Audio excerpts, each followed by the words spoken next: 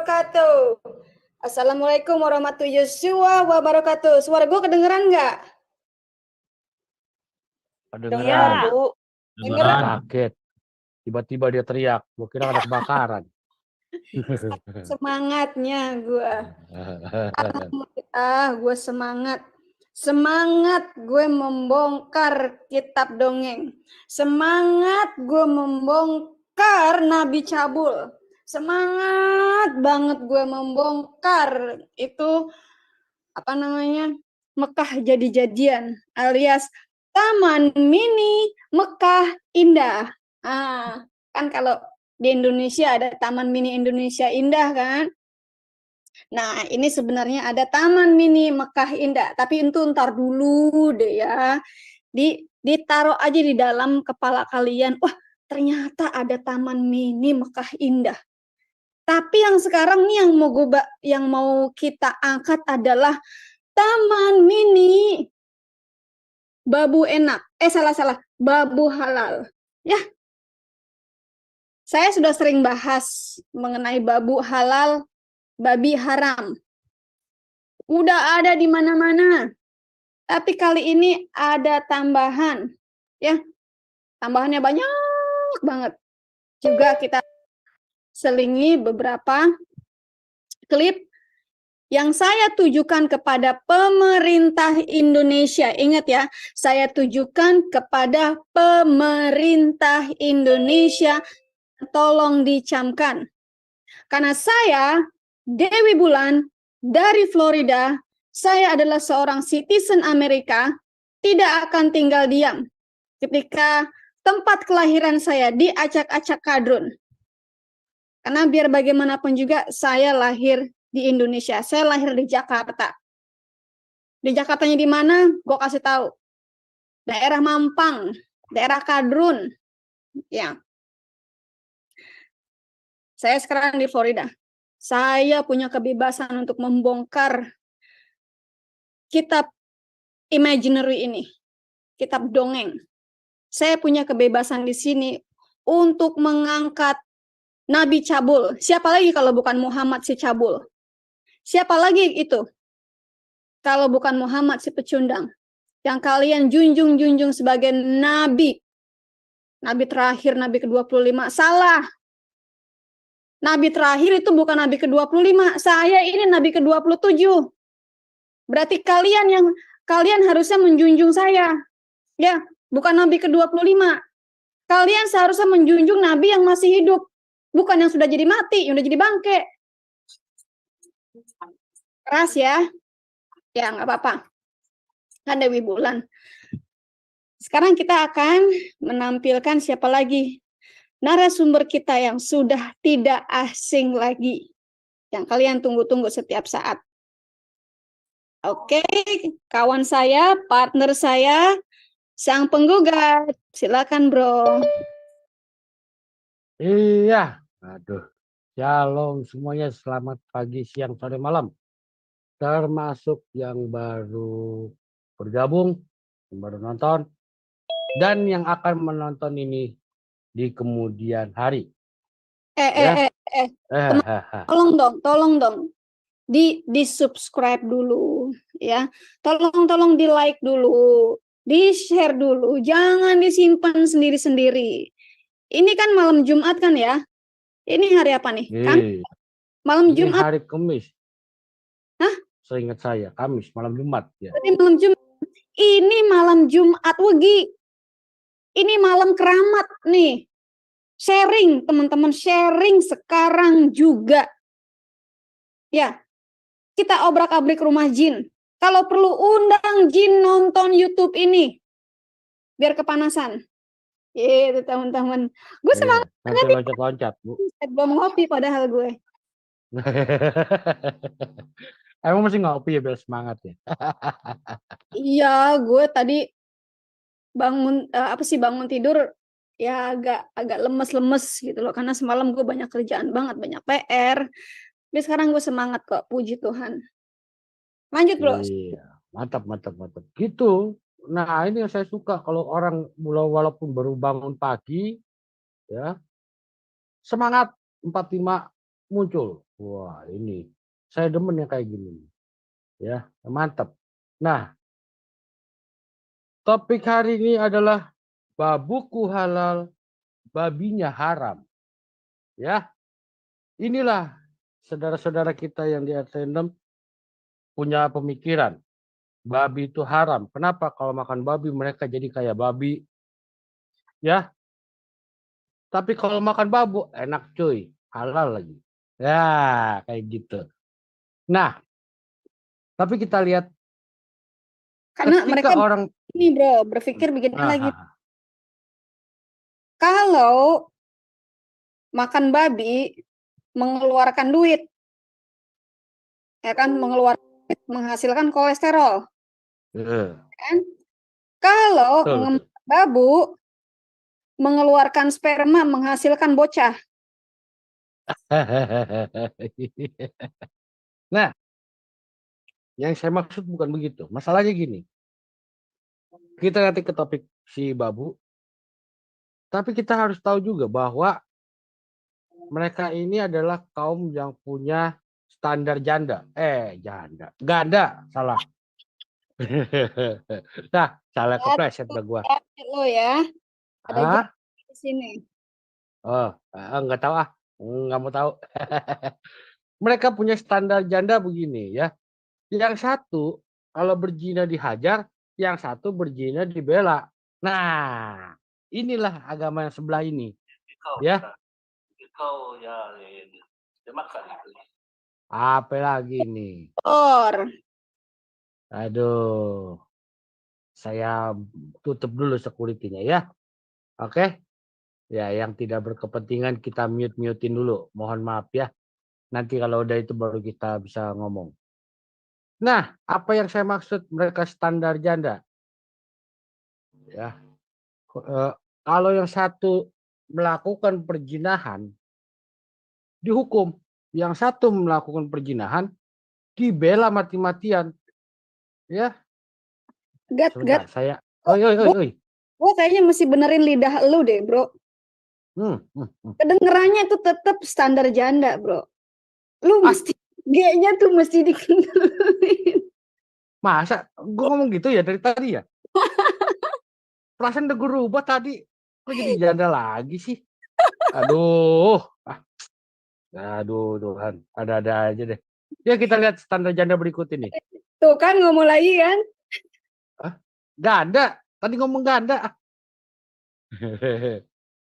Ya, kita akan lihat ya. Kita lihat nampak di layar itu yang namanya stoning. Ya, hukum stoning, lempar batu di Somalia. Ya, kita lihat ini negaranya, negara Afrika di ujung sebelah timur itu yang namanya Somalia. Jadi cuma nggak terlalu jauh dari Arab ya, ini ya posisinya. Oke, militan orang-orang Islam ini ya, itu menghukum seorang laki-laki itu sampai mati. Kenapa? Karena melakukan perzinahan.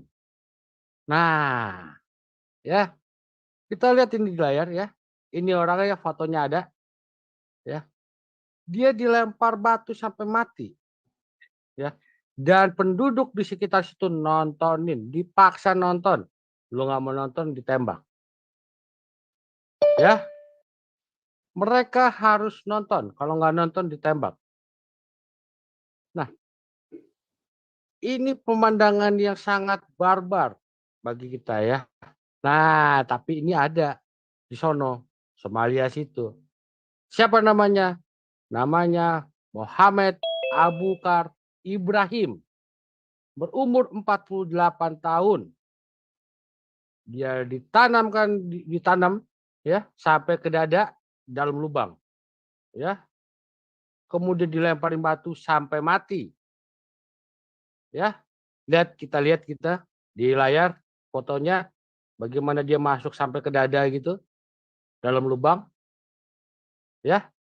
Nah, kenapa? Karena dia melakukan perzinahan. Yang perempuan dikasih hukuman 100 cambukan. Kenapa? Karena ceweknya belum pernah kawin. Ya, jadi hukuman dia adalah 100 cambukan karena dia belum kawin. Tetap itu dihukum juga. Jadi sepasang kena, ya. Nah, ada sebuah hadis mengenai hukum rajam dari Umar katanya. Ya, Umar berkata, "Saya khawatir setelah sekian lama orang-orang akan berkata, kami tidak menemukan ayat-ayat rajam di dalam Quran." Ya, dan akibatnya mereka akan cuek aja, ninggalin lah semua keinginan gitu ya. Apa yang diperintahkan Tuhan dicuekin. Ya, itu ada di Sahih Bukhari volume 8 ya, buku 82 ya, 816. Oke? Buku 8 volume 82, buku 816. Nah, kita bisa lihat ini. Orangnya di situ, yang di tengah itu, yang di dalam tanah sampai sedada. Di belakang ya banyak yang nonton. Di kiri kanan, di kirinya dia itu adalah orang-orang yang menanam dia di situ. Ya. Nah, kemudian dalam hadis ini dikatakan, nah, I confirm that the penalty of rajam be inflicted on him, ya. Jadi saya mengkonfirmasi bahwa hukuman rajam akan diterapkan pada dia yang sudah melakukan hubungan seksual ilegal, artinya zina ya. Kalau dia sudah menikah, ya, dan kejahatannya dibuktikan dengan saksi-saksi atau dengan kehamilan atau dengan pengakuan. Itu kata Sufyan. Masih dalam hadis yang sama. Bukhari ya, volume ke-8 ya, buku 82 nomor 816 sama yang kayak tadi. Oke? Nah, mereka sudah menyiapkan batunya ini. Ya, kita bisa lihat yang di tengah itu yang gambarnya agak di blur yang ada batu-batu putih. Itulah orangnya. Mereka lempar dengan batu itu sampai mati. Ini perzinahan. Hukumannya ini. Ya. Nah, saya sudah mengingat narasi ini seperti ini kata Umar. Ya. Umar menambahkan, tentunya Rasulullah ya juga melaksanakan hukum rajam. Ya. Dan kita juga akan seperti itu yang setelah dia. Bukhari volume 8 buku 82 nomor 816. Tafadol. Cari di Google, Anda akan ketemu. Kalau Jepret. cari di Indonesia mungkin beda, ya. Ini adalah yang namanya hukum syariah, ya. Hukum dari Nabi Muhammad, hukum dari Islam, hukumnya dari Allah dan juga dari setan. Ya. Itu yang terjadi. Jadi kalau kamu melakukan perzinahan, itu akibatnya. Ya. Kalau perempuan belum menikah, dicambuk 100 kali. Yang laki-laki sudah pasti masuk ke tanah, lempar batu sampai mati. Itu sudah pasti. Ya. Bagus nggak? Hukum ini bagus. Tapi kalau diterapkannya dengan cara yang punya otak. Ya.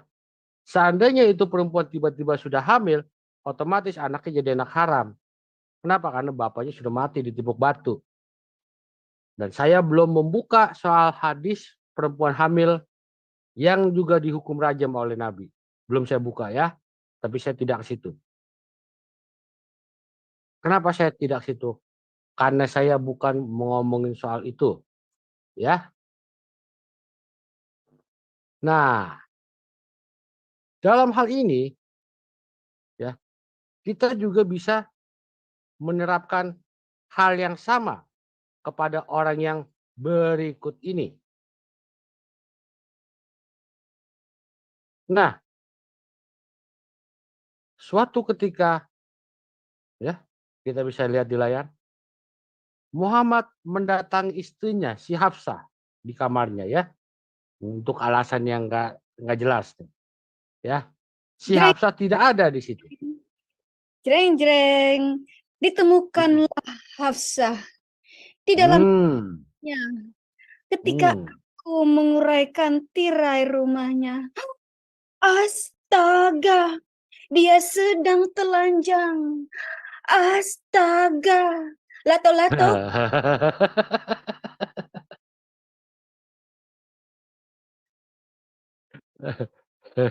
Inilah kisahnya. Ya, Ya, inilah ya.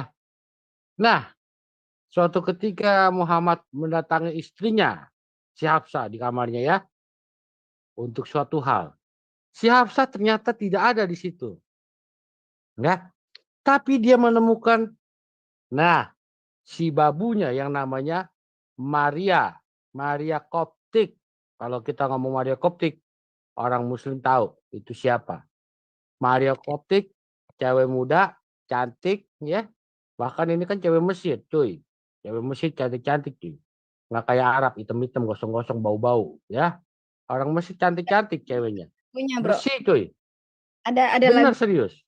ada lagunya, Bro. Hmm, hmm. Marilah kemari, Maria. Babu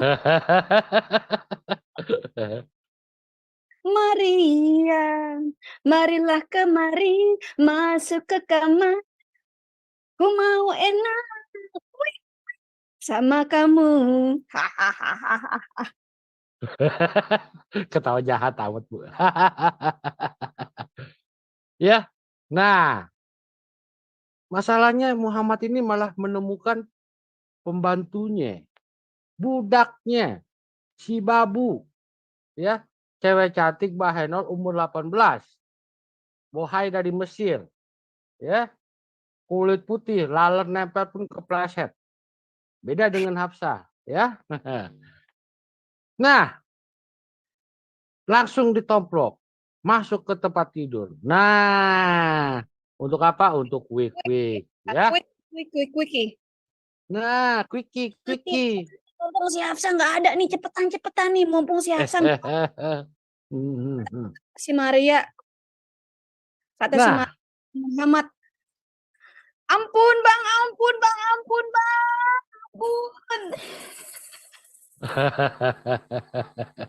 ya, itu ya. Tapi karena dia pengen cepet ya, tetap nggak cukup cepet. Ingat, Nabi diberi kekuatan 40 laki-laki. Jadi dia waktunya jauh lebih lama daripada Ternyata satu Nabi laki-laki. impoten. Ingat, ternyata Nabi Hmm. juga impoten. Jadi lama berdirinya. Kalau orang yang Masuklah si Hafsah. berdirinya, yang ada Iya, iya. Masuklah si Hafsah. Kaget dia teriak. Ah, ya gitu kan? Waduh, di rumah gue, di tempat tidur gue loh katanya. ya, bro, Nah, gue ngomongnya nggak pas. Kalau gue ngomongnya pas, kan gue cewek nih. coba. Laki-laki kurang ajar ya, gue tinggal sebentar lu sama babu gue. Lu kurang ajar. Ini juga lu babu, keenakan lu ya. Enak aja di sini. Sono. Babu, dasar lu babu. Udah gue tinggal sebentar lu ngewek sama laki gue. Ini juga laki kurang ajar. Udah gue kasih jatah, masih juga mau minta yang lainnya. Kurang ajar lu ya, kurang ajar. Gue aduin lu sama Aisyah. Gue aduin lu sama bapak gue. Gue bikin surat, gue bikin sunnah nabi lu. Gue bikin, pokoknya gue teror lu. Pokoknya gue expose lu. Kurang ajar lu ya, kurang ajar lu ya. Gue sampai kebeletak-beletak ngomongnya. Nah, kita lihat ini adalah dalilnya ya. Kita bisa lihat ini website. Ini website bukan website acak-acak ya. Bukan website tukang sate. Bukan websitenya tukang tambal ban. Enggak. Website langsung dari Saudi Arabia. Ya. Kita bisa lihat di layar ada bahasa Arab yang dikasih garis bawah. Seperti biasa yang di live chat ya. Jangan lupa di live YouTube. Tafadol. Cekrek. Gitu ya.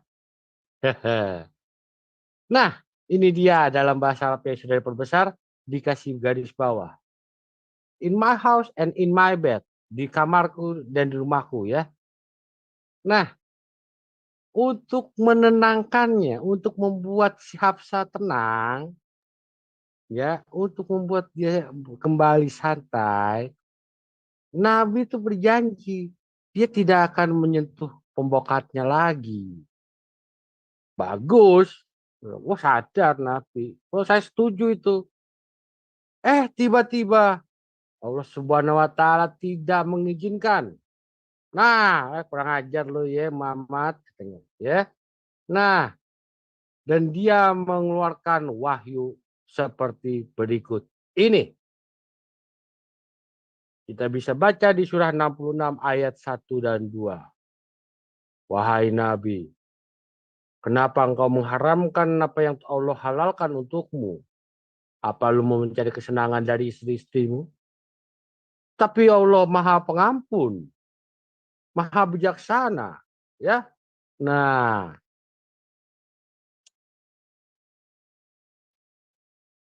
kan ini Begitu berbicara soal apa? begitu bijaksananya Allah ya, Hmm, apapun keinginannya Muhammad ya, itu diberikan karena Allah begitu bijaksana.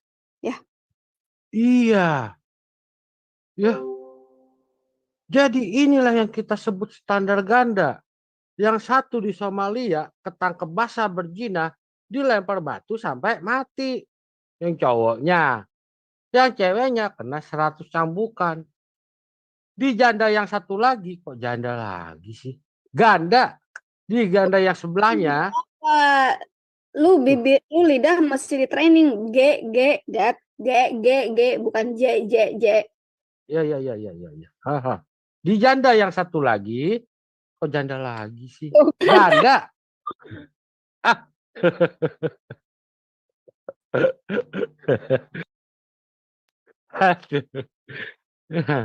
Di ganda yang satu lagi melakukan perzinahan, ketangkap basah sama bininya, dibela sama Allahnya. Sama-sama berzina. Ya, sampai keluarlah ayat surah 66 ayat 1 dan 2. Bagaimana kalian menghadapi yang namanya standar ganda seperti ini? Bener gua ganda. Nah, Allah malah memerintahkan Nabi, udah bobo sama pembokatnya, lu lihat segede gaban. Ternyata kan. Aduh, ini gambar bikin ngakak. Ya,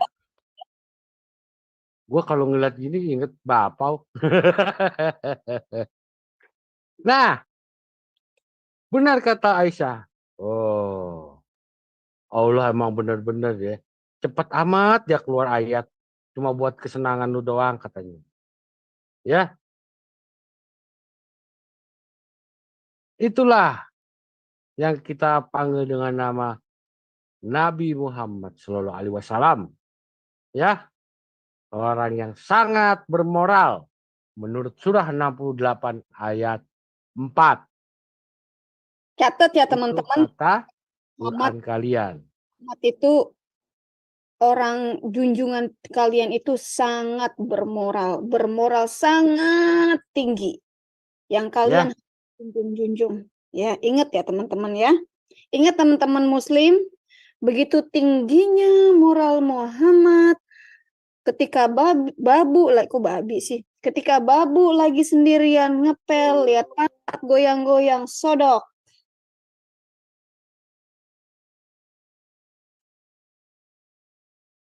Ya. ya.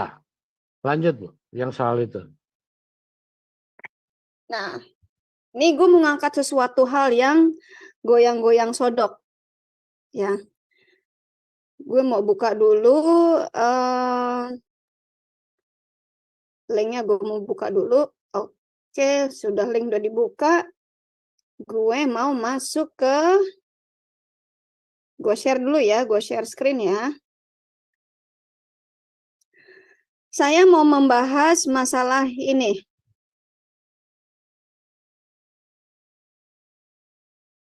Ya, ini ada di tribunmedan.com. Saya bacain ya. Ini kan ya bro ya? Ini ya. Ya, betul.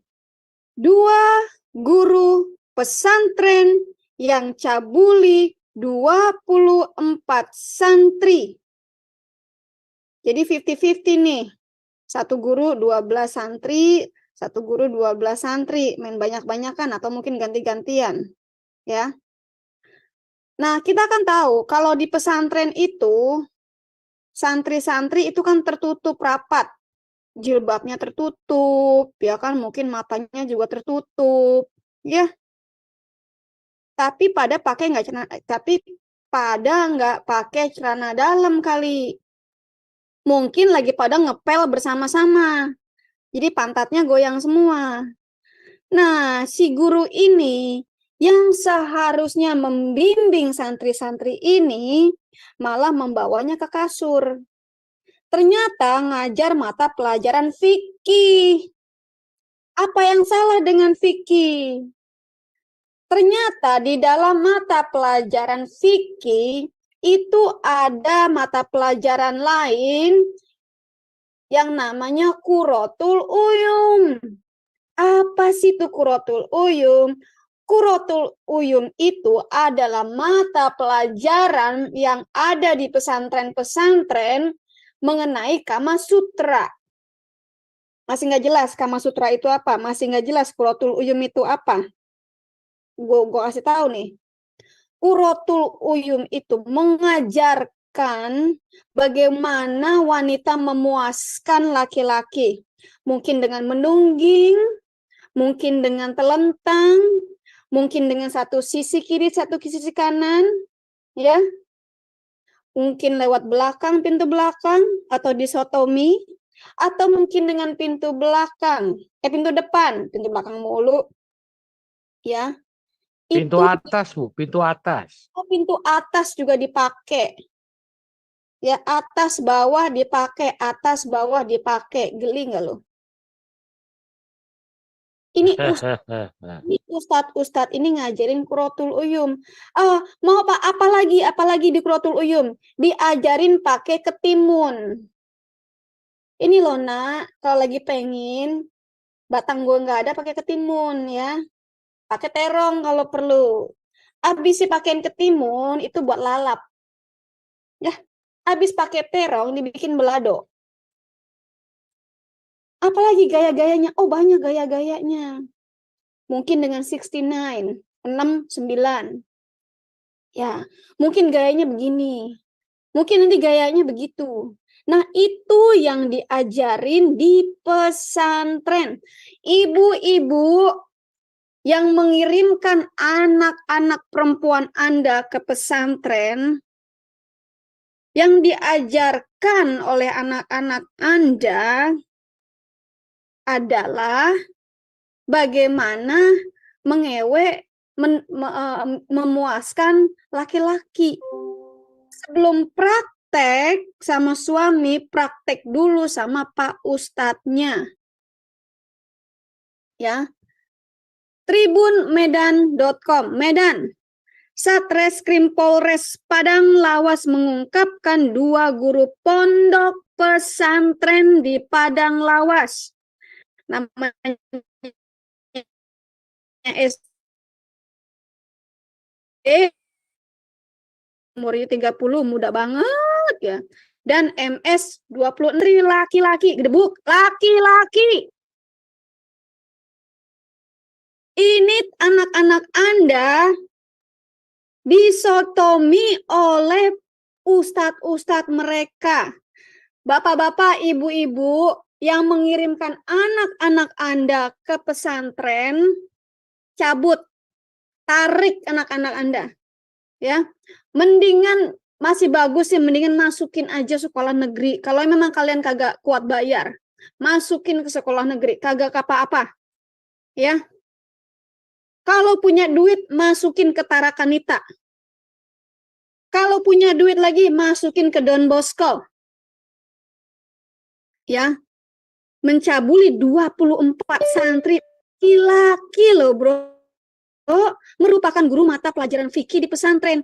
Dilihat dari berbagai sumber pelajaran fikih dalam pendidikan agama Islam, mempelajari tentang ibadah. Ibadah ngapain dulu ini? Di dalam fikih ada ibadah yang namanya memuaskan pasangan. Pelaksanaan rukun Islam hingga keseharian dalam Islam, termasuk menyetubuhi babu. Bahkan para santri dan guru lain memanggil kedua tersangka yang ditangkap karena mencabuli 24 santri. bukan santriwati. Buset, ini sebagai ustadz. Kalau di pesantren dipanggil ustadz, mereka guru pelajaran fikih, kata Kasat Reskrim Polres Padang, Lawas AKP Hitler Huta Galung. Waduh, namanya serem amat Hitler, ini pembunuh ini nih. Hitler menerangkan, ini orang tuanya geblek gue rasa kasih nama anak Hitler. Nggak tahu ini nama monster.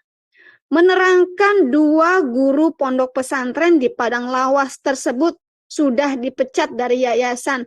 Pak, masalahnya bukan dipecatnya. Bukan dipecat dari yayasan atau enggak. Hukumnya mana?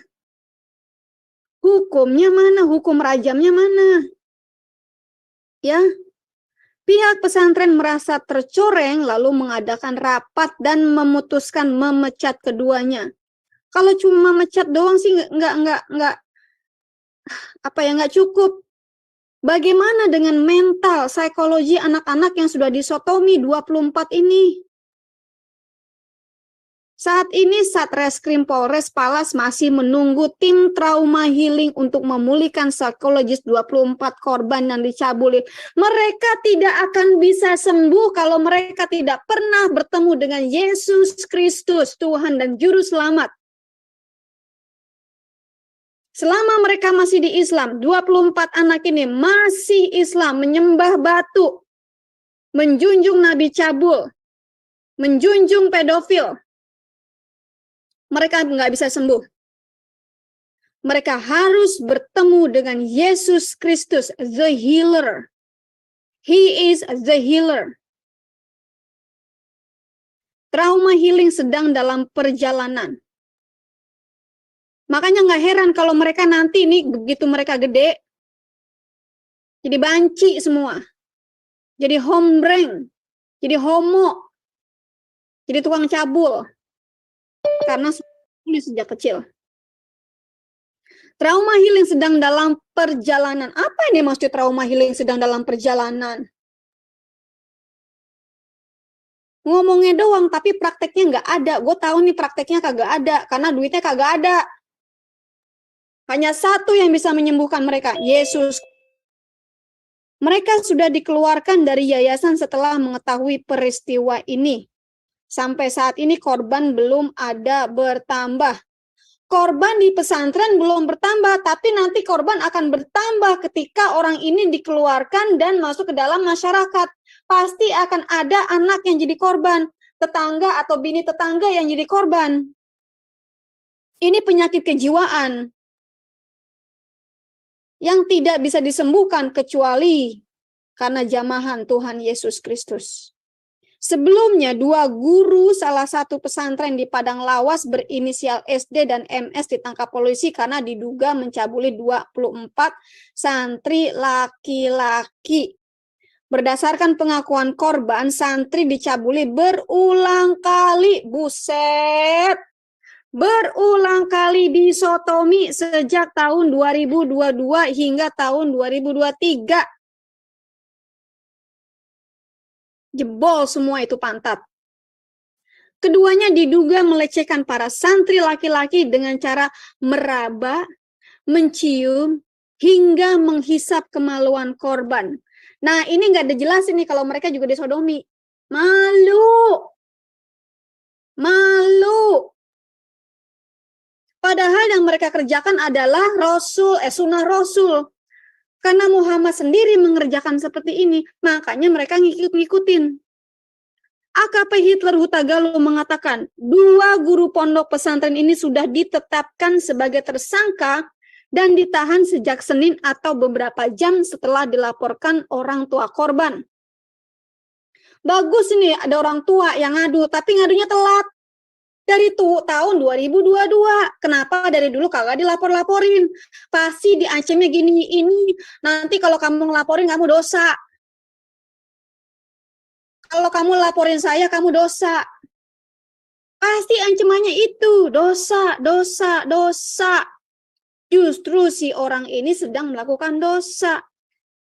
Mulutmu keluar pun sudah dosa. Kau berak pun sudah dalam keadaan dosa. Saat bersaksi, dua guru ini berpura-pura minta dipijit. Ketahuan kan? Pura-pura minta dipijit. Mereka memanggil santri laki-laki berusia 14 sampai 16 tahun ke sebuah pondok, lalu melakukan aksi bejatnya dengan cara meraba, mencium, hingga menghisap kemaluan para korban. Ini nggak kasih unjuk kalau para korban juga harus menghisap kemaluannya si Ustadz. Bahkan sesekali dua guru ini langsung mendatangi santrinya ke kamarnya, langsung cari pantat. Modusnya minta pijit ke santri, dipanggil ke pondok. Tetapi kadang pun didatangi langsung ke santri. Kalau udah kebelet langsung datangin santri. Bapak-bapak, ibu-ibu yang menitipkan anak-anak kalian pesantren itu tolong di-mute dulu yang bocor. Ya. Tolong tarik anak-anak kalian. Mau laki-laki, mau perempuan, pasti dikerjain Pak Ustadznya. Pasti. Teman saya yang murtadin, anaknya ditaruh di pesantren. Ya karena mertuanya dan orang tuanya kan masih Islam semua. Anaknya stres. Jadi dia pulang ke rumah, anaknya ini stres. Dia nggak makan, dia nggak minum, matanya tuh kosong, ya, nggak bisa ngomong, gemeteran dan ketakutan terus. Lalu diperiksa sama dokter, katanya, oh nggak ada apa-apa kok, Bu, pantatnya masih baik-baik aja. Bohong.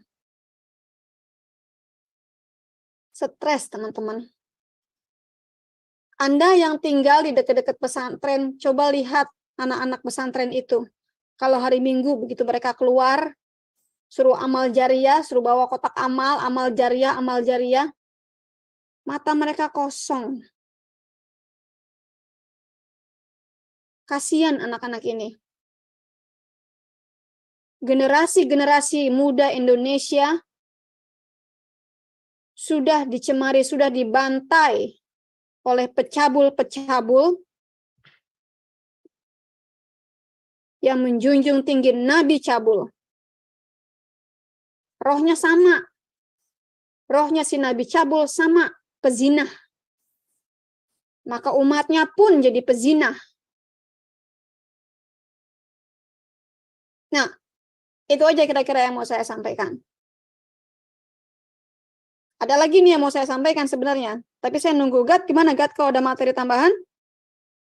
Sebelum Iya, kan kita masalah gereja. masih ada, santai, tenang, ya, Oke. saya bisa mengerti. Nah, saya membawakan materi ini mencoba untuk tidak membawa dengan emosi, ya, tapi saya membawa dengan pikiran jernih dan akal sehat. Di awal kita sudah tunjukkan hukuman orang yang berzina, yang laki-lakinya masuk ke dalam tanah, dilempar dengan batu. Yang satunya lagi berzina dengan pembantu, ketahuan sama istrinya, dibela Allah Subhanahu wa taala. Yang ketiga ini adalah kedua santri ini. Pertanyaan saya, yang mana yang akan diterapkan pada santri kedua guru santri ini? Gurunya ustadz-ustadz dua ini, ya. Guru mata pelajaran fikih. Apakah dia akan mengikuti yang pertama, masuk ke dalam lubang dilempari dengan batu hingga tewas, hingga mati, ya?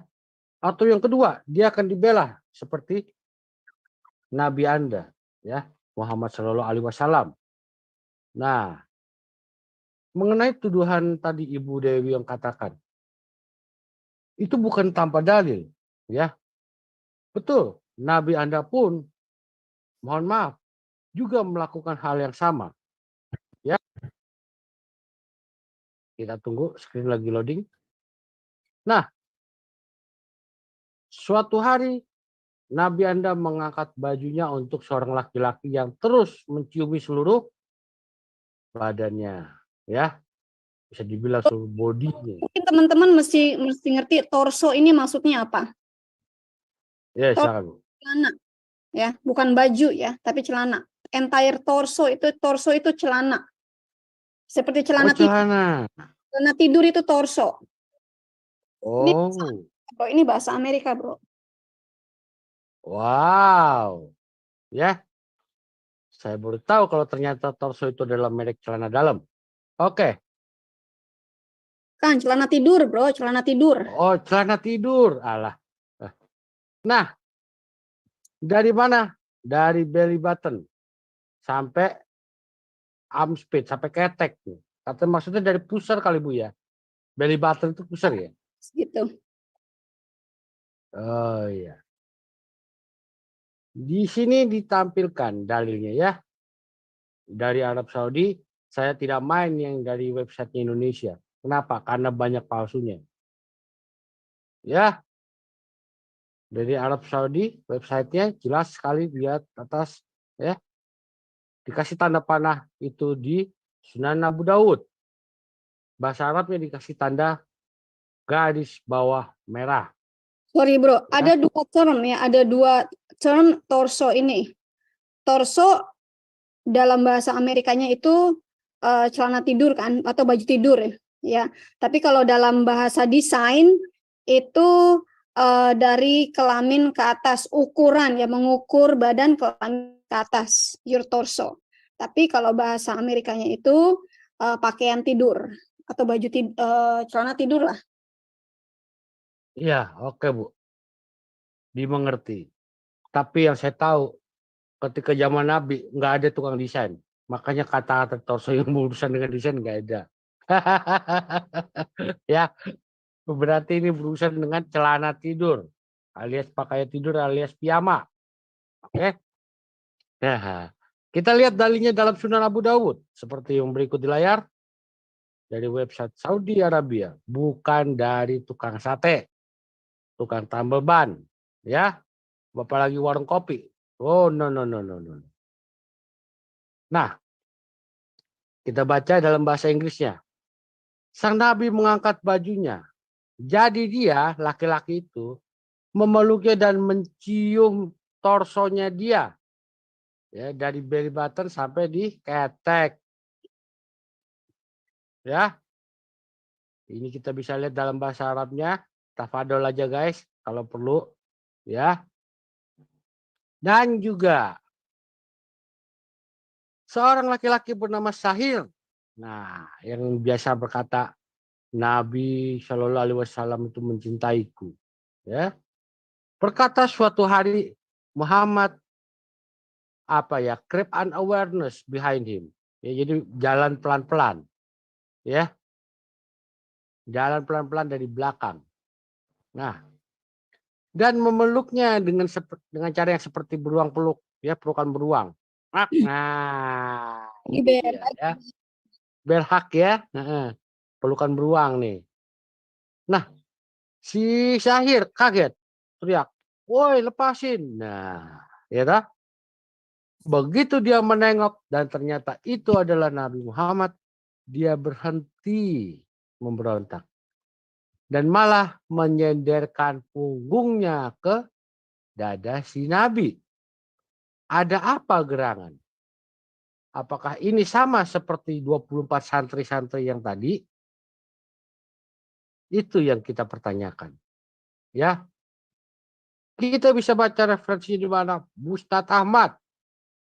Lagi-lagi saya pakai yang Arab Saudi, bukan yang dari tukang warung kopi.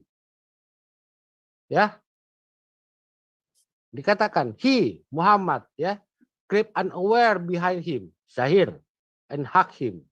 Ya, yang tadi ya, the man said, get off me, who is this? Nah, begitu dia nengok ternyata Nabi malah nyender. Ah, enak, barangkali seperti itu. Ya, nah, oke.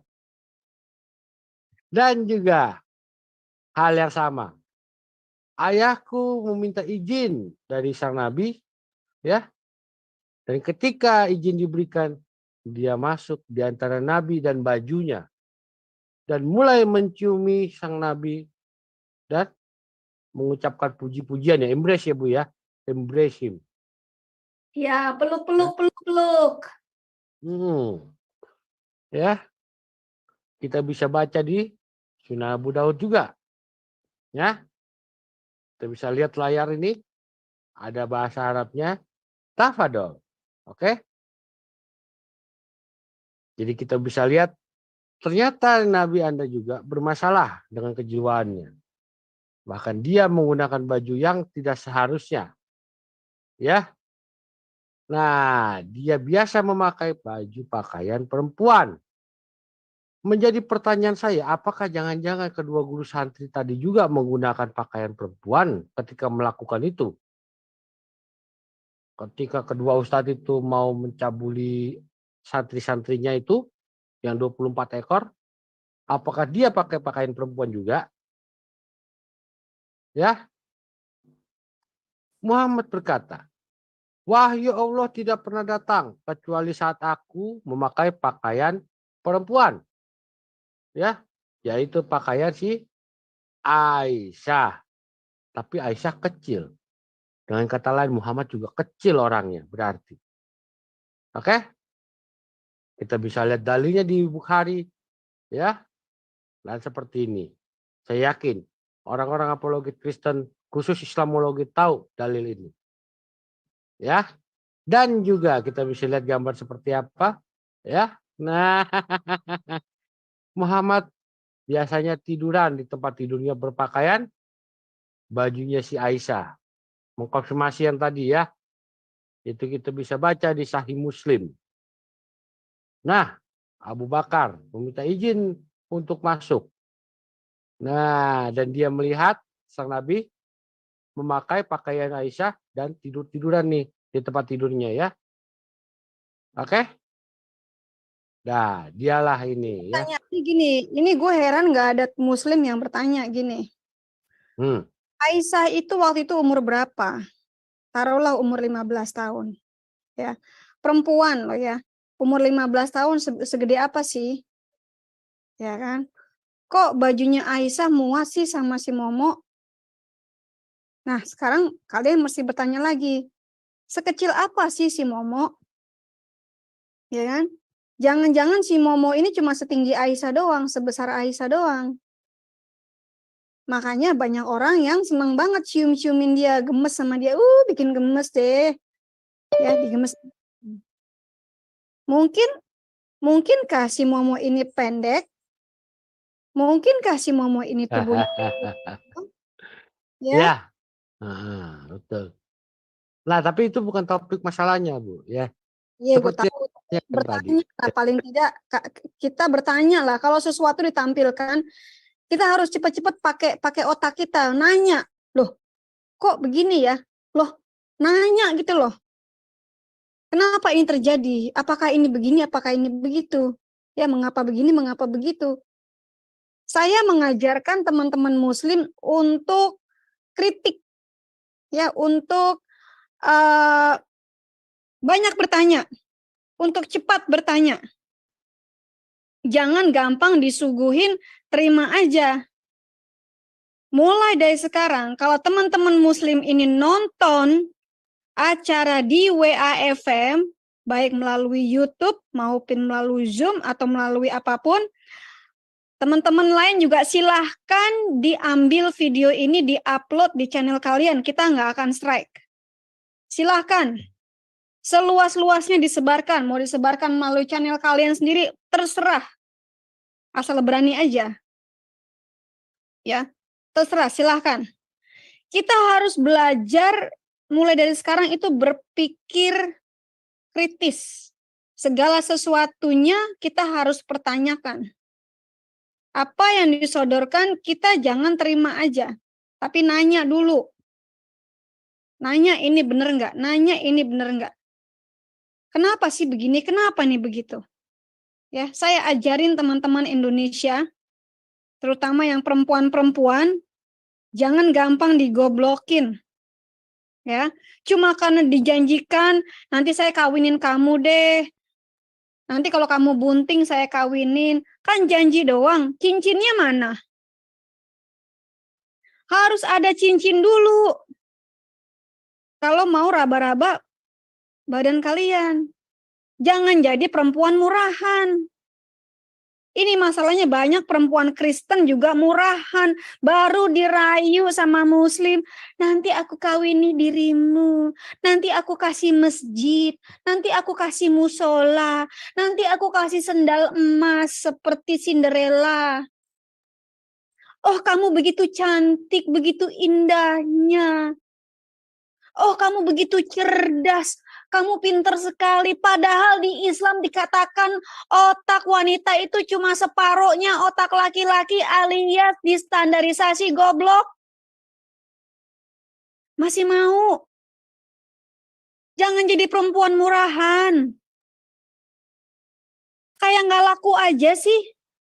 Biasanya perempuan-perempuan nggak laku nih yang begini.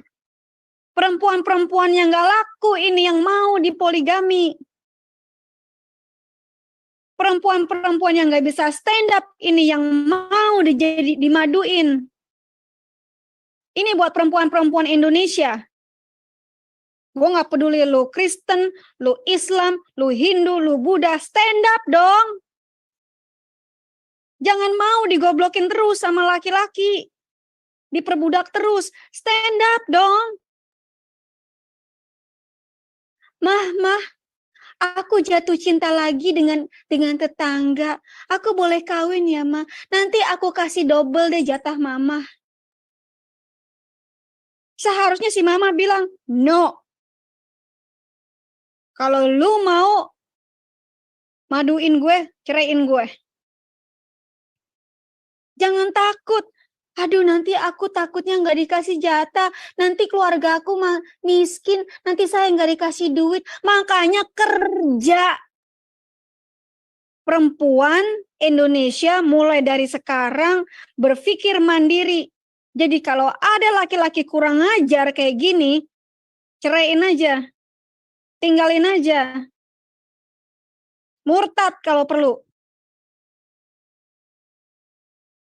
Kalau ada Kristen yang sampai poligami, ini namanya Kristen tolol. Ini bukan Kristen, ini sudah kafir. Gue keras ya, karena memang gue tahu ada beberapa Kristen yang menggunakan dalih kasih untuk mempoligami wanita. Dua-duanya wanita Islam. Ini sangat memalukan. Orang ini sudah keluar dari Kristus. Sudah bukan murid Yesus, tapi murid setan. Gue agak keras nih. Apalagi yang mau dibahas, bro? Karena ada satu hal yang mau gue bahas mengenai izin gereja. Ya, langsung aja Bu, soal izin gereja. Oke, mengenai izin gereja, ini akan gue angkat besar-besaran, akan gue bongkar besar-besaran, agar seluruh dunia melihat kelakuan pemerintah Indonesia yang banci. Kenapa kelakuan pemerintah Indonesia gue bilang banci? Karena mayoritas yang ada di dalam pemerintahan Indonesia itu pakai rok, pakai daster. Makanya banci. Pemerintah Indonesia ini hanya sebagian yang benar-benar pakai celana, pakai resleting, celananya ada resletingnya ya. Sebagian besar ini pakainya rok, pakainya daster. Makanya gue bilang pemerintah Indonesia ini kebanyakan banci. Gue akan share screen. Bentar, ini gue buka dulu preview, gue buka dulu desktop, gue buka dulu, oke kelihatan ya. Toeng. Gue buka dulu biar kelihatan. Oke, gue akan masuk ke share screen.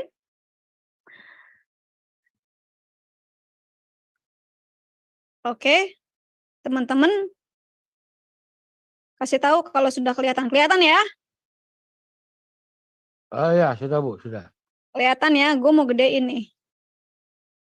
Ya sudah Bu. Ini gue mau ilangin dulu gimana caranya. Ini agak mengganggu soalnya ini.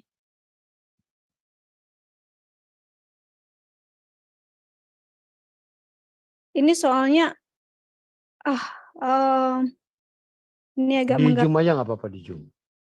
Di Zoom aja nggak apa-apa. Nggak, maksud gue ini zoomnya juga mengganggu ini wajah zoomnya. Gue mau besarin ya. Kelihatan nggak teman-teman? Iya ya. Besar? Apakah terbaca? Terbaca Bu, Bu. terbaca. Terbaca ya. Oke, saya baca ya. Pengurus Ranting Desa Sumberrejo. Tunggu, kopi mana kopi? Tunggu, gue ngopi dulu. Stop dulu kopi. Ini agak-agak serak. Butuh kopi nih.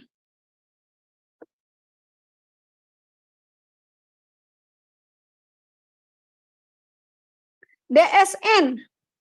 Apa dusun ya? Dusun. Ya, dusun. Ya. Sumberwangi Desa Sumberrejo, Gedangan, Malang, kode posnya 65178. Teman-teman yang ada di Indonesia, saya bisa angkat hal ini ya ke ranah internasional yang lebih besar lagi dari WAFM. Ya. Anda sudah lihat bagaimana sepak terjang WAFM ada di mana-mana. Ya. Ini perhatian kepada Dusun Sumberwangi Desa Sumberrejo, Gedangan Malang 65178. Nomor teleponnya besok gue teleponin nih. Gue teleponin nih. Kalau perlu sekarang gue teleponin. Udah kemalaman ya, tidur kali. Besok gue janji orang ini bakal gue teleponin. 0838 3407 0601. Gue telepon. Nih, gue mana telepon gue? Gue telepon beneran. Gue kebanyakan handphone, bingung handphone gue mana yang mau gue pakai. Biar teman-teman denger ya.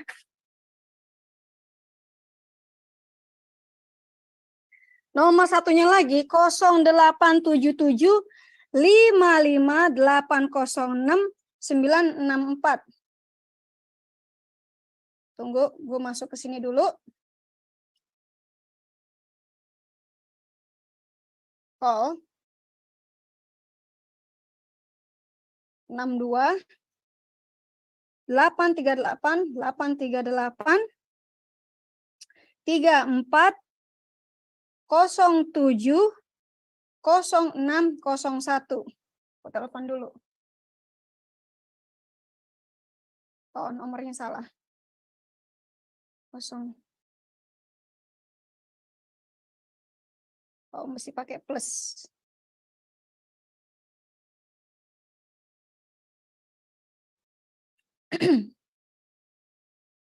Plus 62 838.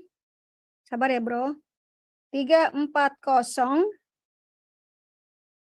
70 601. Tarik.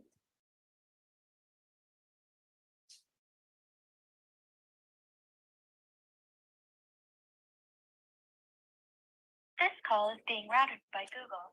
The cost of this call is 7 cents per minute.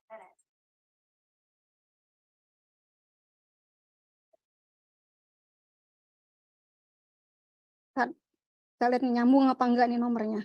Jangan-jangan nomor palsu ini yang dikasih. Nomor yang Anda tuju tidak dapat dihubungi. Tuh kan? Cobalah beberapa saat lagi. The number that you are calling is not available at the moment. Please try again later. Nomor yang Anda tuju tidak dapat dihubungi. Dengar ya. Saya telepon nomor yang 0838 340 70601. Katanya tidak dapat dihubungi. Saya akan telepon nomor yang satunya lagi 0877. Bentar.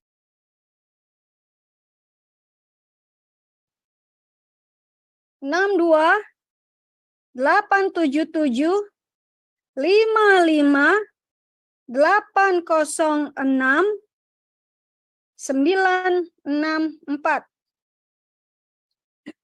Got it.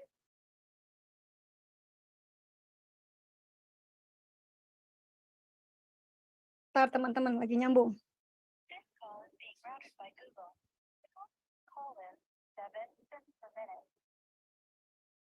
Dengerin teman-teman ya. Nomor telepon yang Anda putar salah. You have dialed an incorrect number. Dibilangnya nomor yang saya putar 0877 55806 964 salah. Berarti orang ini kasih nomor palsu. Nomor yang satu katanya tidak bisa dihubungi. 0838 ini tidak bisa dihubungi. Yang nomor 0877 ini salah. Berarti pengurus ranting Desa Sumberrejo ini memberikan nomor telepon palsu. Saya bacain nomornya 28/pr.nu/111 atau 3 ya /2023. Gedangan 14 Sa'ban 1444 Hijriah atau 7 Februari 2023 Masehi. Lampirannya perihal pembatalan surat penolakan pendidikan rumah doa atau gereja. Saya menghimbau teman-teman ada di internasional, ya, kalau ada permohonan pendirian masjid kita tolak aja, ya, kita tolak secara internasional pendirian masjid di negara kafir. Yang terhormat saudara, 1. Kepala Desa Sumberrejo, pengurus MWC NU Gedangan NU. Gue akan expose lu ya. NU Indonesia sudah saya expose dan akan saya expose terus. Gedangan. Pengurus PCNU Kabupaten Malang. Ini NU semua nih kerjaannya nih. Pengurus PWNU Jawa Timur. Pengurus PBNU, saya akan expose di tempat. Assalamualaikum warahmatullahi wabarakatuh. Salam silaturahmi kami sampaikan. Semoga kita senantiasa dalam lindungan dan makmunah Allah Subhanahu wa ta'ala. Gue kasih tahu ya. Kalian yang melindungi Allah sengewete kalian. Kalian yang mencoba melindungi kalian dari kami orang-orang Kristen. Allah kalian tidak akan bisa melindungi kalian. Kalian yang mati-matian membela Allah kalian. Bukan Allah kalian yang membela kalian. Dalam rangka menjaga kerukunan dan kenyamanan di lingkungan warga dan menggunakan label Nahdlatul Ulama, kami menyatakan, oh jadi numpang label. Numpang label. Dalam menggunakan label Nahdlatul Ulama menyatakan, kalau kita kan pakai nama dalam nama Yesus ada kuasa, ini mereka mau pakai nama Nahdlatul Ulama. Emang Nahdlatul Ulama bisa apa? Apakah Nahdlatul Ulama bisa melindungi kalian? Hah? Nggak bisa. 1. Membatalkan surat penolakan pendirian rumah doa gereja nomor 27-PR.NU-1/2023 di Dusun Sumbersari, Desa Sumberrejo, Kecamatan Gedangan. Tadi saya sudah telepon ya 2 nomor tersebut. Nomornya ngaco. Kalian dikasih nomor salah. Nomor palsu. 2. Meminta maaf yang sebesar-besarnya telah menggunakan nama NU Nahdlatul Ulama kepada semua pengurus MWC NU Gedangan, PCNU Kabupaten Malang dan semua pihak. Udah dikerjain baru minta maaf. 3. Kami serahkan semua urusan terkait kepada pihak yang berwenang demi keharmonisan, kenyamanan, dan keamanan bersama agar dapat dilaksanakan dengan penuh tanggung jawab. Kalian tidak bertanggung jawab. Kalau ada satu warga yang sengsara karena kelakuan kalian, kalian tidak bertanggung jawab. Kalau ada satu warga yang tidak bisa ibadah, itu bukan tanggung jawab. Itu bukan keharmonisan. Itu namanya pressure. Itu namanya bully. Kalian ini agama bully. Kalian bisa petentang-petenteng di Indonesia karena kalian ini mayoritas. Kalau kalian minoritas, kalian ngemis-ngemis, bantu gue dong, gue miskin. Itu lihat aja di Eropa. Lihat di Amerika. Pada ngemis-ngemis, minta duit. Minta dikasih rumah. Minta dibantu. Datang sebagai pengemis. Ketika sudah beranak pinak, sudah mulai besar, mulai belagu. Ketahuan congornya. Demikian surat ini disampaikan atas perhatiannya kami sampaikan. Jazakumullah ahsanal jaza. Wallahul muwafiq ila aqwamit thoriq. Ngerti juga kagak lu yang ngomongnya? Pengurus ranting Nahdlatul Ulama Desa Sumberjo. Saya akan sebutin nama-namanya. Tolong teman-teman internasional catat. Rasnya, ini Kholili Bahri. Katib Muhaimin. Ketuanya Sukari. Sekretarisnya Mahbobi Ashkuri. Tembusannya ke MWCNU Kecamatan Gedangan. Jadi teman-teman sudah saksikan, saya sudah telepon 2 nomor ini, ternyata nomornya nomor palsu. Ya, nomor palsu. Biasa kan? Mereka takut dihubungin, makanya mereka nomornya pakai nomor palsu. Oke, teman-teman, itu aja yang mau saya sampaikan. Silakan nggak lanjutin. Ya, kayaknya kita sudah cukup jelas ya. Nah, seperti topik di awal ini statement penutup. Seperti yang dari awal saya sampaikan tadi. Ketika ada yang berzina, hukumannya yang satu adalah dihukum mati dengan cara dilempar batu. Yang kedua, melakukan perzinahan juga dengan pembantu, sama-sama berzina, tapi dibela Allah.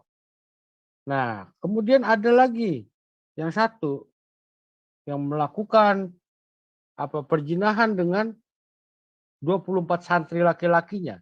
Itu masuk yang mana? Apakah dia masuk akan dibela sama Allah Subhanahu wa taala keluarin ayat?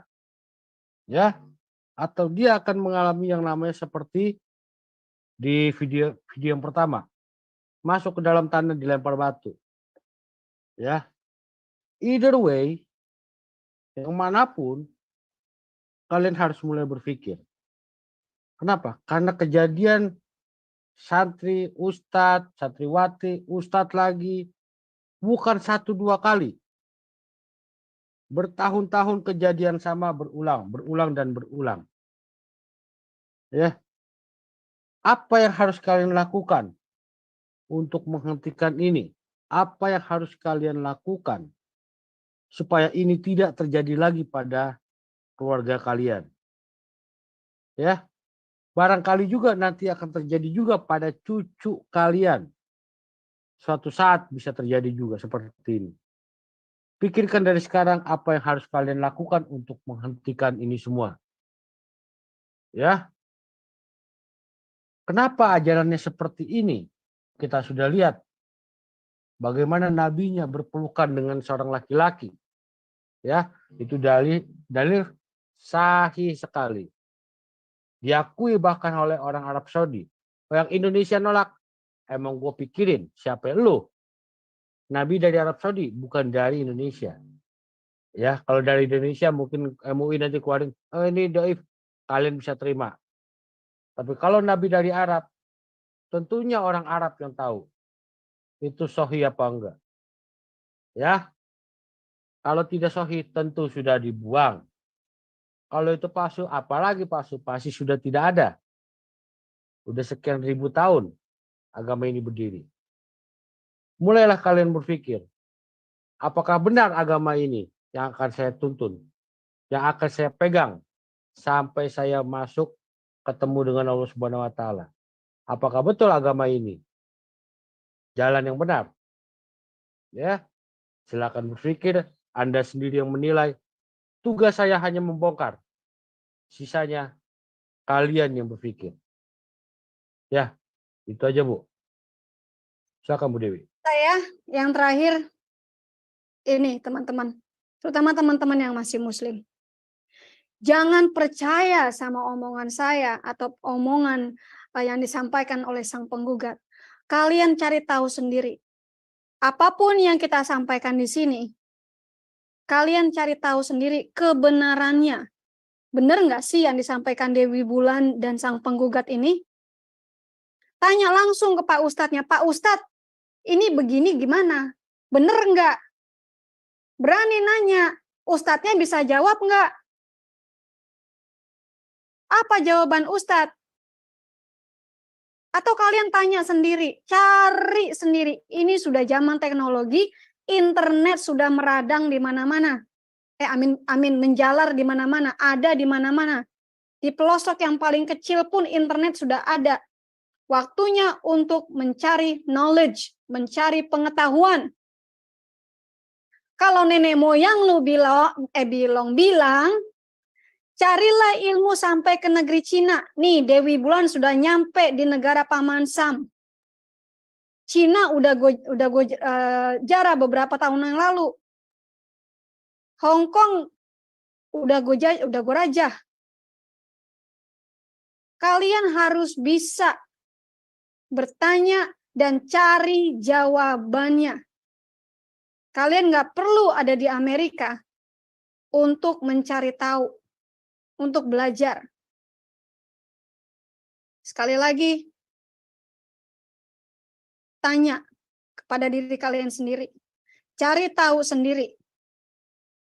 Jangan mudah dibodohi. Kalau kalian mau tanya soal ini, Anda bingung, ini buat teman-teman muslimah ya. Buat teman-teman muslimah, saya undang Anda untuk WA saya di nomor, catat, +1, pakai 1. Itu kode negara gue. 161-287-6097 dengan Dewi Bulan. Buat teman-teman yang muslimah, juga buat teman-teman Kristen wanita yang tolol,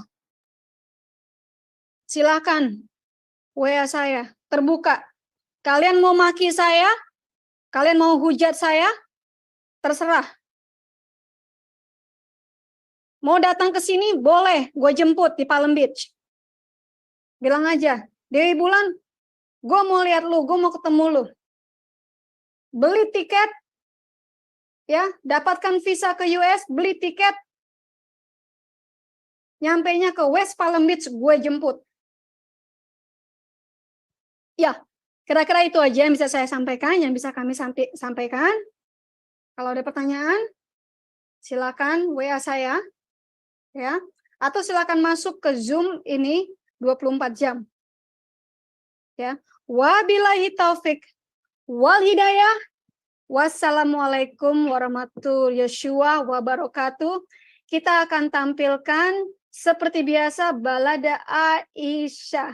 Terima kasih teman-teman atas perhatiannya. Jangan lupa like, subscribe channel kami ini, dan share juga ke teman-teman ya. Dan jangan lewatkan acara-acara di WAFM. Shalom.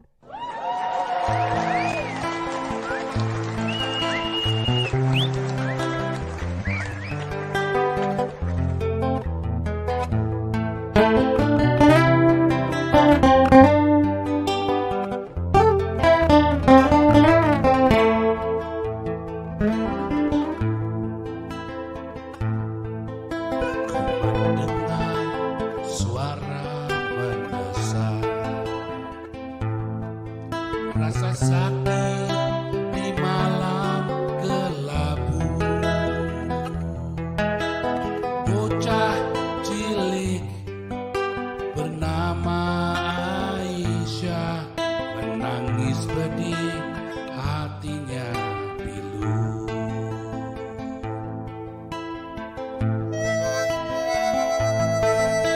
Di tangannya sebuah boneka, boneka cantik tidak bermata.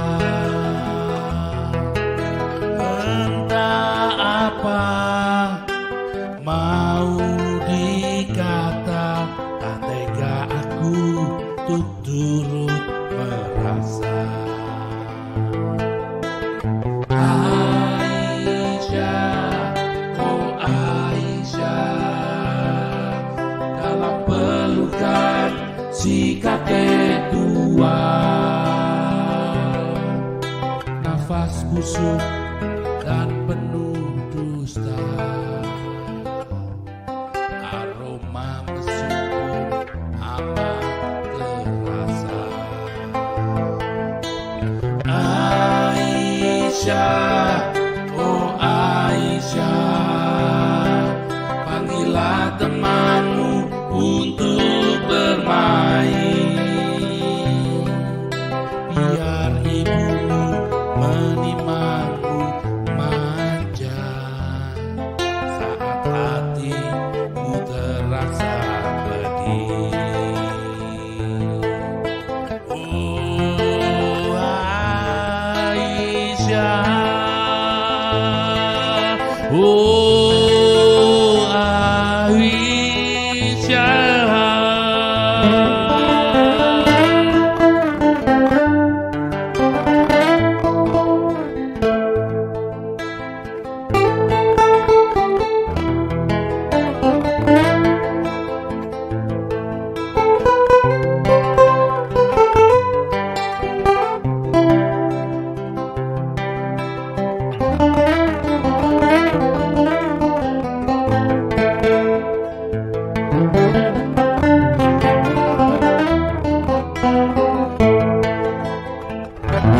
Bocah cilik usia sekolah, tangannya mungil mencengkram bantal, diterpa nafas yang terengah-engah, digagahi ulama brutal.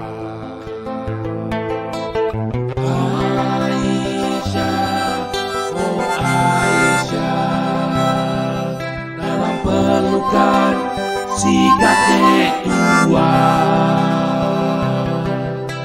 nafas busuk dan penuh dusta,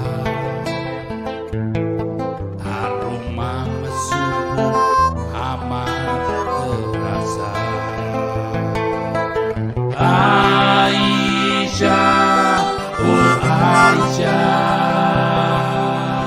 panggillah temanmu bermain, biar ibumu menimangmu manja saat hatimu sakit dan pedih.